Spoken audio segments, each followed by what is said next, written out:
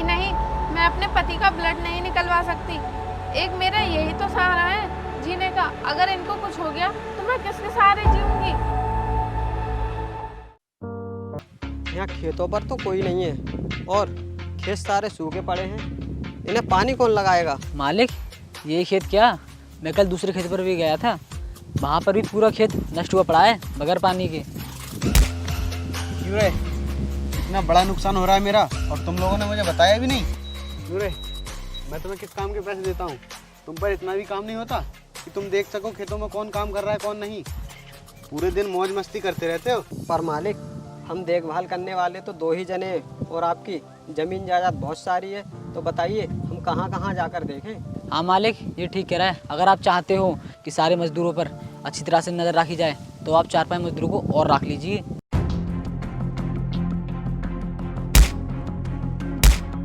क्यों रे, तुम दोनों पर इतना भी काम नहीं हो रहा कि मजदूरों से सही ढंग से काम करवा सकूं? मैं क्या तुम्हें हराम के पैसे देता हूँ? नमस्ते मालिक। आ गया तू अंधे? क्यों बे अंधे, मैं तुझे यहाँ काम करने के पैसे देता हूँ या फिर आराम करने के? देख नहीं रहा है सारी फसल सूखी पड़ी है।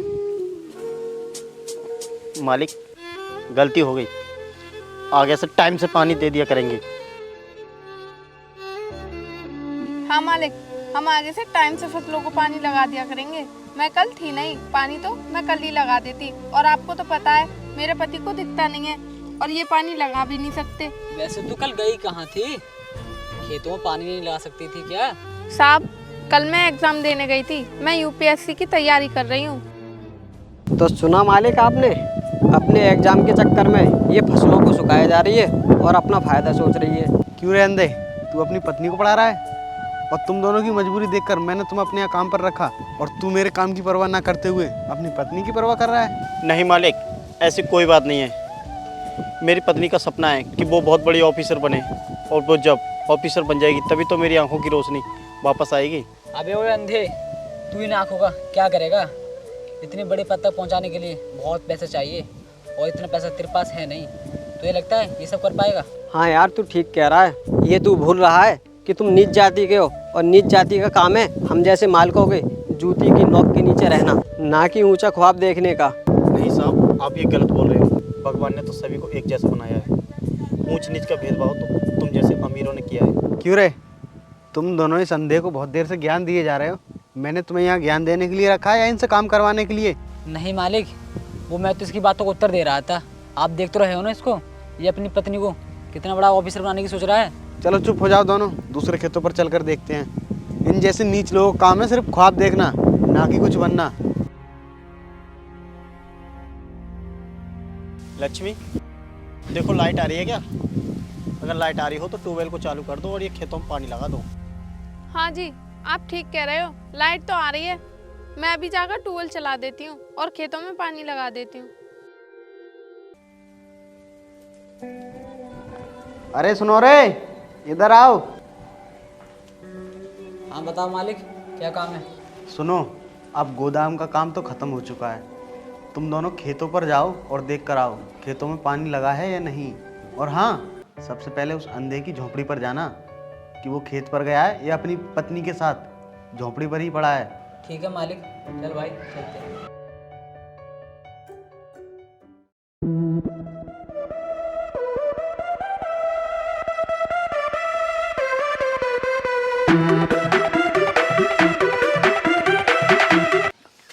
अच्छा, तो अभी यहीं पड़े हो, खेत पे नहीं पहुंचा अभी अंधे? साहब, मेरी कल से तबीयत खराब है, मुझसे चला नहीं जा रहा। और लक्ष्मी का कल पेपर है, वो अपना पेपर देने जाएगी।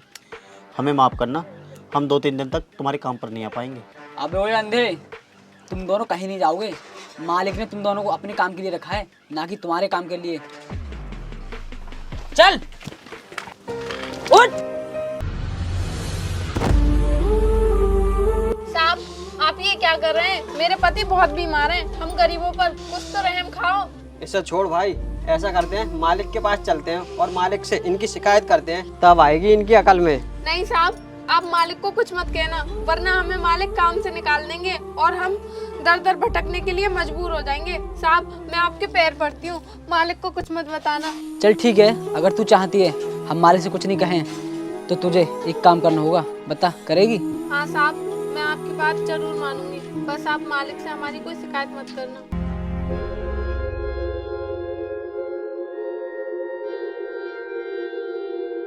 अच्छा तो तू एक काम कर, तू अपनी इस जवानी का थोड़ा सा आनंद लेने दे। हम तुझे दुनिया की वो खुशी देंगे जो इस अंधे ने तुझे कभी दी नहीं होगी। हाँ ये ठीक कह रहा है, हम तुझे वो खुशी देंगे जो कि इसने कभी दी ना होगी। अरे साहब, तुम दोनों को बिल्कुल भी शर्म नहीं आती? एक अंधे की पत्नी को उसके पति के सामने ही बेइज्जत की जा रहे हो। अबे वो अंधे, तुझे तो खुश होना चाहिए। जो खुशी तूने आज तक अपनी पत्नी को नहीं दी, वो खुशी हम दोनों देने के लिए तैयार हैं। और वैसे भी देखकर लगता है आज तक तूने उसके साथ कुछ किया नहीं है। ये एकदम कड़क माल है। और अपने आप को देख, तू कब्र में जाने वाला है, कब्र में। तुम लोगों को शर्म नहीं आती ये अनाप शनाप बकते हुए? ये बूढ़े हैं या अंधे हैं? है तो मेरे पति, और मेरे पति ही मेरे लिए परमेश्वर हैं। हम गरीब जरूर हैं लेकिन हमारी इज्जत बहुत है, तुम्हारी तरह कोई कूड़ा कबाड़ा नहीं। लगता है भाई ये ऐसे नहीं मानेगी। नीच जाति की जो है, इन्हें प्यार की भाषा समझ में नहीं आती है। तुझ जैसी नीची जात वाली लड़कियां हम जैसी ऊंची जात वालों के नीचे रहती हैं। पकड़ दो भाई जरा इसे, चल।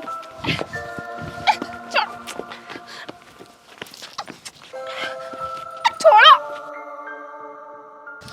छोड़ो छोड़ो मुझे। चल भाई, से अंधे ने डंडा मार दिया, इसकी शिकायत तो मालिक से करते हैं।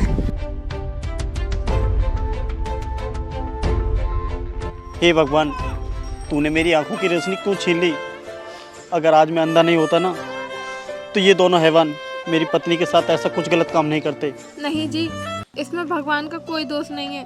शायद ये सब हमारे नसीब में ही होना लिखा है, इसीलिए हमें गरीबी में रहना पड़ रहा है। लेकिन आप चिंता मत कीजिए, भगवान एक ना एक दिन हमारी जरूर सुनेगा, और आप भी एक दिन ये दुनिया देख पाओगे, और मैं भी आपको एक ना एक दिन एक सफल ऑफिसर बनकर दिखाऊंगी।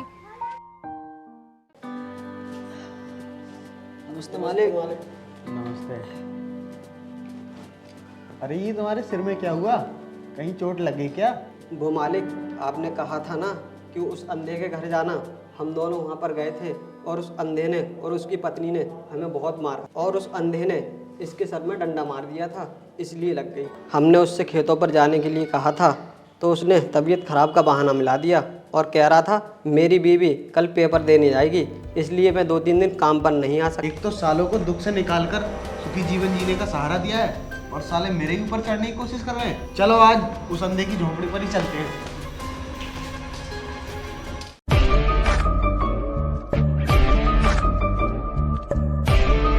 अबे ओए अंधे, तू यहाँ पड़ा है और खेतों पे कौन जाएगा? तेरा बाप। और वो तेरी बीवी कहाँ है?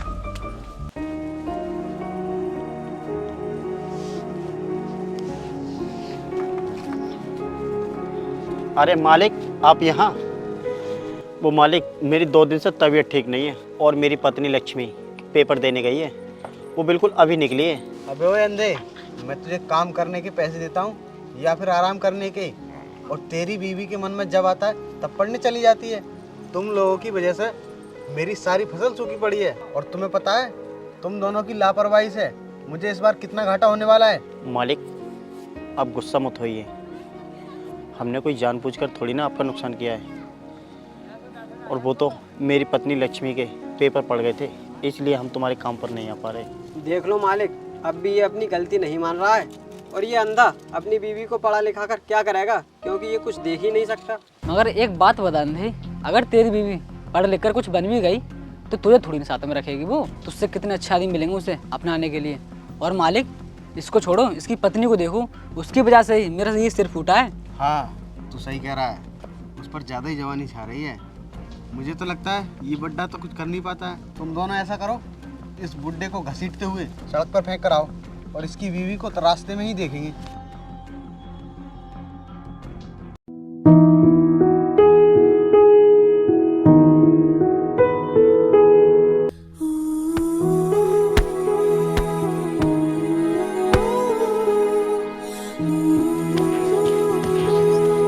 बस करो, ज़्यादा मारोगे तो ये मर जाएगा। चलो अब रास्ते में चलते हैं, इसकी बीवी को देखते हैं।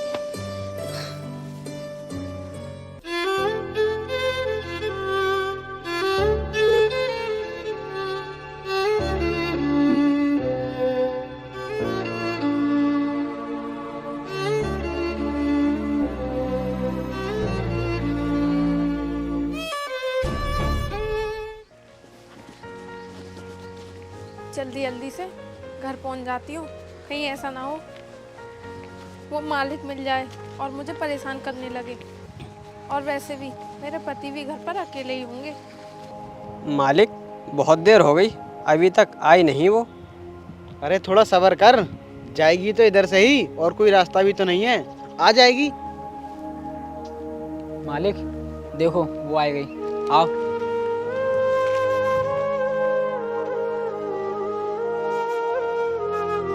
मालिक, आप यहाँ और मेरा रास्ता क्यों रोक रहे हो?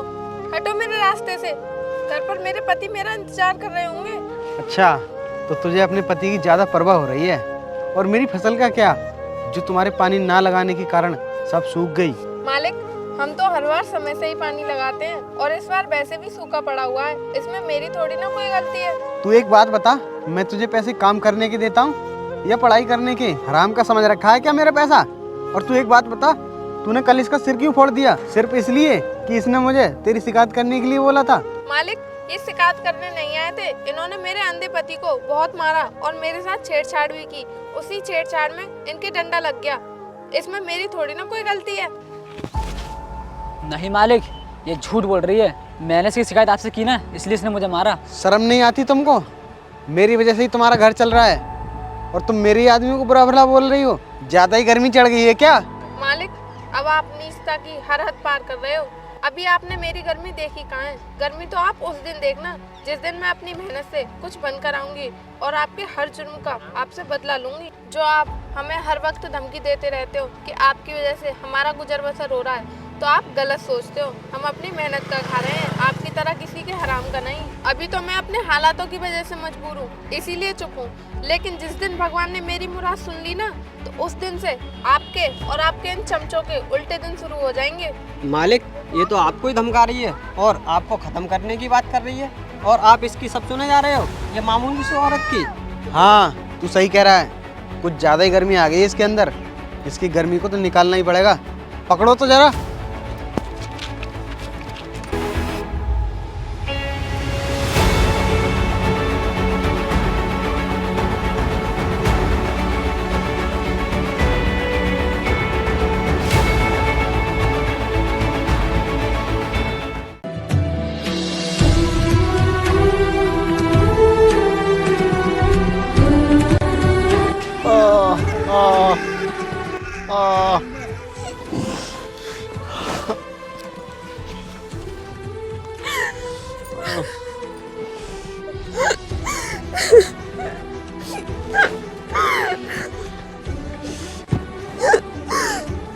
लक्ष्मी,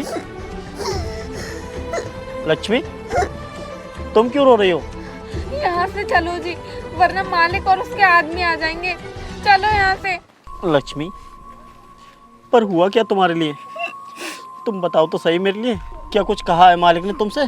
मालिक ने आज मेरे साथ जबरदस्ती करने की कोशिश की। अगर मैं वहाँ से नहीं भागती तो मैं आज कहीं मुंह दिखाने के लायक नहीं होती।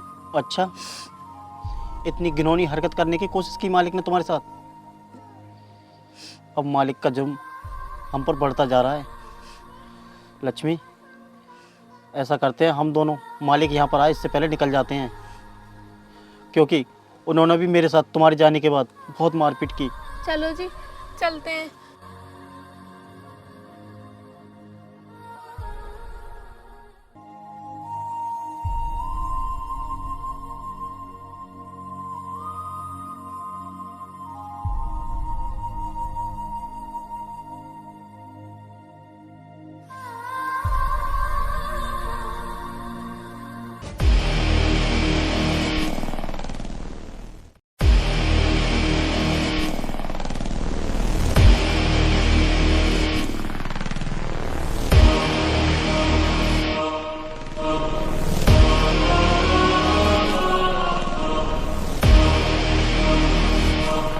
अरे मालिक, यहाँ पर तो कोई नहीं है। लगता है वो अंधा और उसकी पत्नी हाईवे के तरफ गए। चलो उधर ही चलते हैं। जल्दी चलो मालिक, कहीं ऐसा ना हो उसकी पत्नी हमारे खिलाफ एफआईआर लिखवा दे।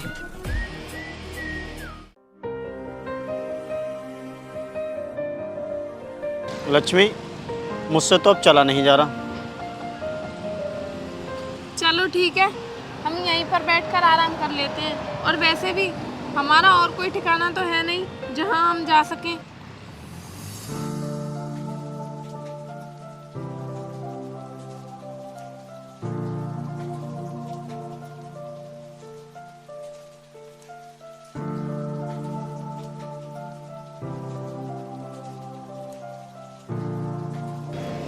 पता नहीं भगवान हमसे किस जन्म के बदले ले रहा है।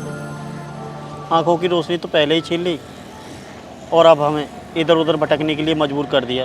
तुम चिंता मत करो, भगवान हमारी कोई ना कोई मदद जरूर करेगा। लेकिन मुझे अपने से ज़्यादा तुम्हारी चिंता हो रही है। अब तो लगता है मेरा ऑफिसर बनने का सपना भी अधूरा रह जाएगा। तू चिंता मत कर, भगवान हमारी मदद करने के लिए किसी न किसी को जरूर भेजेगा और तेरा ऑफिसर बनने का सपना भी पूरा होगा। और उन हैवानों को सबक सिखाने के लिए भगवान किसी न किसी रूप में किसी को तो जरूर भेजेगा।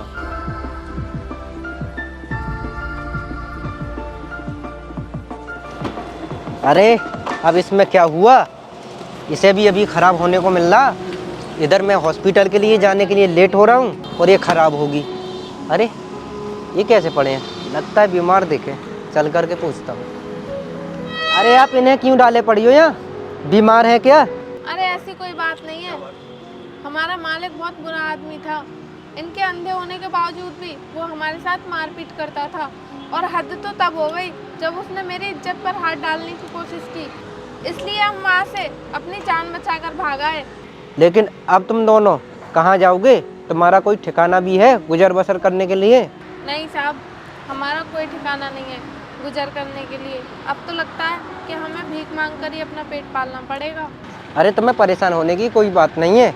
मैं अपने हॉस्पिटल के मालिक से कहकर तुम्हें कुछ ना कुछ काम तो दिला ही दूंगा।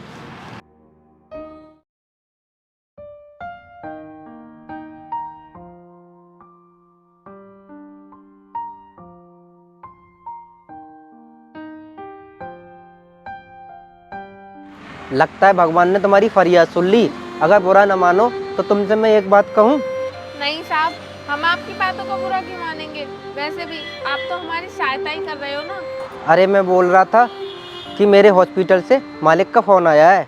उनने बताया है कि हॉस्पिटल में बहुत पैसे वाला आदमी है और उसके बेटे को ब्लड चाहिए, वो भी बहुत इमरजेंसी में।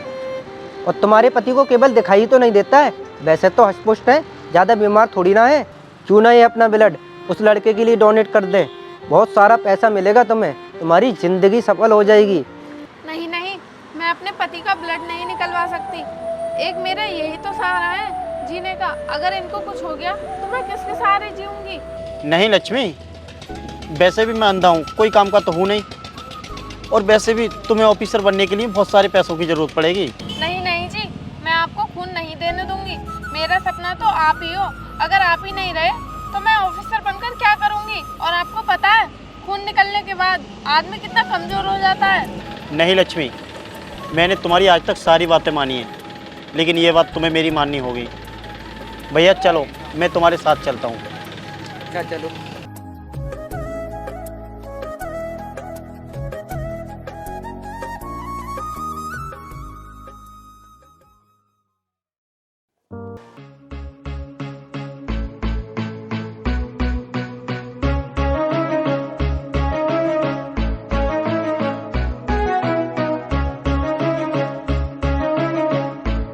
अरे मालिक, ये तो संदेही पत्नी है ना जो हमारे यहाँ काम करती थी।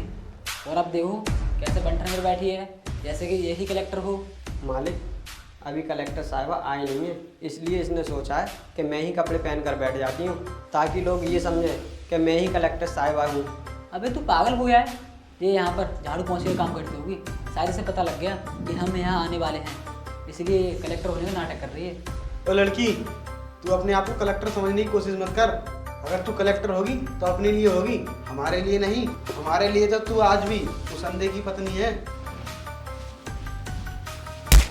मुझे पता था तुम कुत्ते की तरह सब कुछ भूल सकते हो, लेकिन भौंकना नहीं। तुम पहले भी भौंकते थे और आज भी भौंकते ही हो। तो लड़की, अपनी औकात में रहकर बोल। तुझ जैसी नीची जाति वाली लड़कियां चाहे कितनी भी बड़ी अफसर क्यों ना बन जाए, लेकिन हम जैसे की नीचे दबकर ही रहना पड़ेगा। और ये तूने चांटा मारकर अच्छा नहीं किया। हाँ मालिक, आप ठीक कह रहे हो। है तो ये उस अंधे की पत्नी ना। अबे ओ, बहुत समय से तुम लोग मेरे पति का मजाक बनाते आ रहे हो अंधा अंधा बोलकर। अभी रुको, जरा इधर आना। ये वही है ना जिनकी आंखों की रोशनी ना होने के कारण तुम हम लोगों को मारा पीटा करते थे। अब देख लो। और बात रही मेरी जाति की, तो तुम जैसे लोग बिना पढ़े लिखे लोगों को ही नीचा दिखा सकते हो, मुझ जैसे शिक्षित लोगों को नहीं। समझे तुम लोग? हमारे जैसे शिक्षित लोगों के सामने तुम्हारे जैसे लोगों का पैसों का घमंड जो होता है ना, वो भी चूर चूर हो जाता है। और हमारे जैसे नीची जाति वाले भी अगर कोई बड़ा अफसर बन जाए तो तुम्हारे जैसे ऊंची जात वाले भी हमारे सामने सलाम ठोक कर जाते हैं। मैडम, हमें माफ़ कर दो। हमने तो सिर्फ आपकी बातों का मजाक बनाया था। हमें नहीं पता था कि आप इतना बड़ा अफसर बन जाओगे। हमने आपको बहुत बुरा भला बोला था और आपकी इज्जत पर भी हाथ डालने की कोशिश की। अब तो हमें माफ़ी मांगने में भी शर्म आ रही है। तो समझ तो आ ही गया होगा मुझ जैसे साहसी गरीब से पंगा लेना कितना महंगा पड़ सकता है। और मैं जानती हूँ तुम लोग यहाँ पर क्यों आए हो। तुम लोग अपनी ज़मीन सरकार से बचवाने के लिए आए हो ना। लेकिन अब ये सब इम्पॉसिबल है, क्योंकि ये सब मैं खुद ही करवा रही हूँ। अब तुझे पता चलेगा कि ऊंच नीच का भेदभाव और गरीबों पर अत्याचार करने का नतीजा क्या होता है। और हाँ, यहाँ से भागने की कोशिश बिल्कुल भी मत करना, क्योंकि पुलिस तुम्हारा एनकाउंटर कर देगी। यहीं रुको तुम लोग, क्योंकि मैंने पुलिस को तुम्हारी खातिरदारी के लिए यहीं बुलाया है।